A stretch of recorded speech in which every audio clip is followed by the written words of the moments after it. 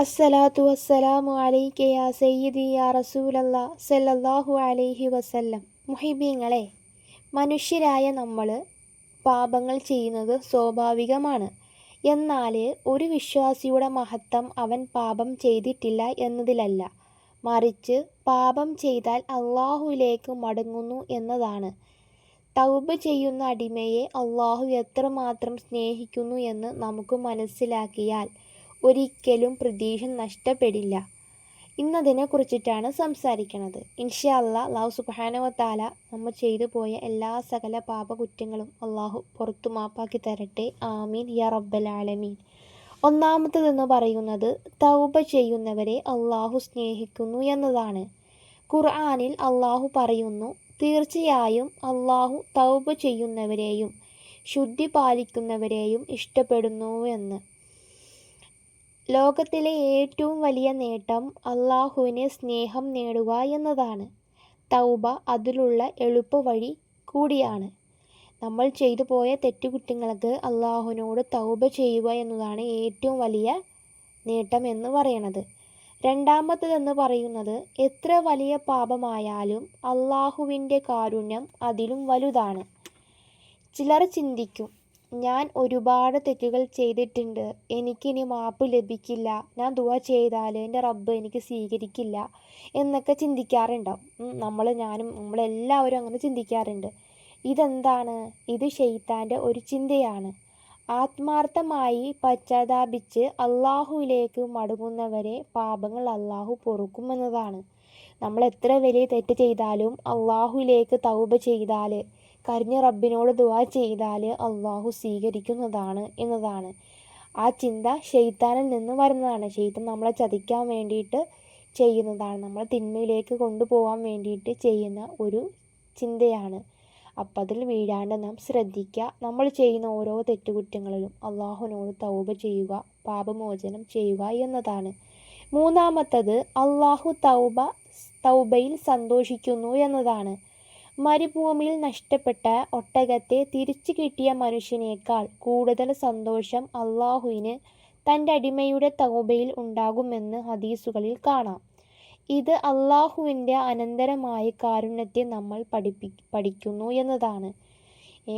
അള്ളാഹുവിനോട് തൗബ ചെയ്യുക എന്ന് പറഞ്ഞാൽ അള്ളാഹുവിന് ഒരുപാട് ഇഷ്ടമാണ്. നമ്മൾ ചോദിക്കുന്ന കാര്യങ്ങൾക്കൊക്കെ റബ്ബ് നമുക്ക് എന്താണ് അനുഗ്രഹം നൽകും. നമ്മൾ ചോദിക്കുക എന്നതാണ് നമ്മുടെ കടമ. അത് നമ്മൾ ചോദിക്കുക തന്നെ ചെയ്യണം. നമ്മൾ ചെയ്തു പോയ തെറ്റുകൾ അള്ളാഹുവിനോട് പശ്ചാത്താപിക്കുക, ഇസ്തിഗ്ഫാർ വർദ്ധിപ്പിക്കുക, കഴിഞ്ഞ റബ്ബിനോട് ദുആ ചെയ്യുക. അള്ളാഹു അത് സ്വീകരിക്കും.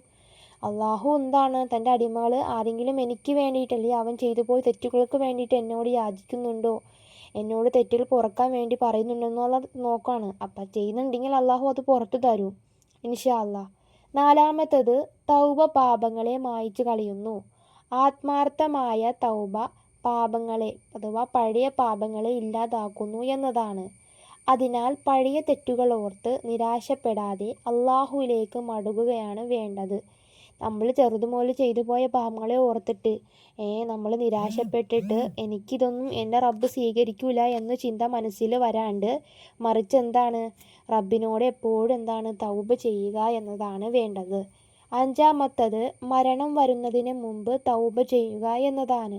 മരണസമയം എത്തുമ്പോൾ തൗബയുടെ വാതിലടയുന്നു. അതുകൊണ്ട് പിന്നീട് തൗബ ചെയ്യാം എന്ന് കരുതി ഇന്ന് തന്നെ അള്ളാഹുവിലേക്ക് മടങ്ങുക എന്ന് വിചാരിച്ചു കഴിഞ്ഞാൽ മരണസമയം ആവാറാവുമ്പോൾ തൗബ ചെയ്യാമെന്ന് വെച്ചാൽ അള്ളാഹു അത് സ്വീകരിക്കില്ല. അള്ളാഹു നമുക്ക് വേണ്ട സമയം തന്നിട്ടുണ്ട് തൗബ ചെയ്യാൻ. ആ സമയങ്ങളെല്ലാം നമ്മൾ തൗബ ചെയ്യുക. ഇന്ന് ചെയ്യേണ്ട തൗബ ഇന്ന് ചെയ്യുക, നാളത്തേക്ക് മാറ്റി വെക്കാണ്ട് അന്നാന്ന തൗബ അന്ന് തന്നെ ചെയ്യുക.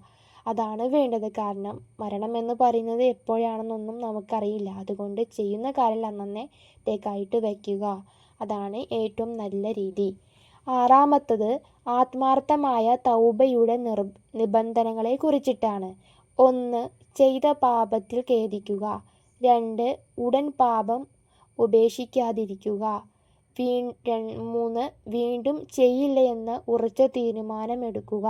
4. മറ്റുള്ളവരുടെ അവകാശം ലംഘിച്ചിട്ടുണ്ടെങ്കിൽ അത് തിരികെ നൽകുക എന്നതാണ്. നമ്മൾ എന്ത് തെറ്റ് ചെയ്തിട്ടുണ്ടെങ്കിലും അപ്പോൾ തന്നെ അള്ളാഹുവിനോട് ഇസ്തിഗ്ഫാർ പാപമോചനം തേടുക എന്നതാണ്. പിന്നെ നമ്മൾ ചെയ്യില്ല എന്ന് ഒരു തീരുമാനം എടുക്കേണ്ടതും നമ്മുടെ ഒരു ഭാഗത്ത് കടമയാണ്. ഒരു കാര്യം ചെയ്ത് റബ്ബേ ഇനി ഞാൻ ചെയ്യില്ല എന്ന് പറഞ്ഞാൽ നമ്മൾ ചെയ്യരുത്.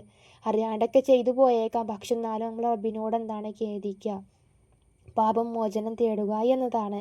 ഇങ്ങനെ തുടങ്ങിയ 6 കാര്യങ്ങളാണ് പാപം മോചനം ചെയ്യുന്നതിനെക്കുറിച്ച് പറഞ്ഞത്. നമ്മളെല്ലാവരും ചെയ്യുന്നവരാണ്, പാപങ്ങൾ ചെയ്യുന്നവരാണ്. എന്നാൽ അള്ളാഹുവിൻ്റെ കാരുണ്യം നമുക്ക് നമ്മുടെ പാപങ്ങളേക്കാൾ വലുതാണ്. ഇത് തന്നെ ഹൃദയം തുറന്ന് മാപ്പ് ചോദിക്കുക എന്നതാണ്.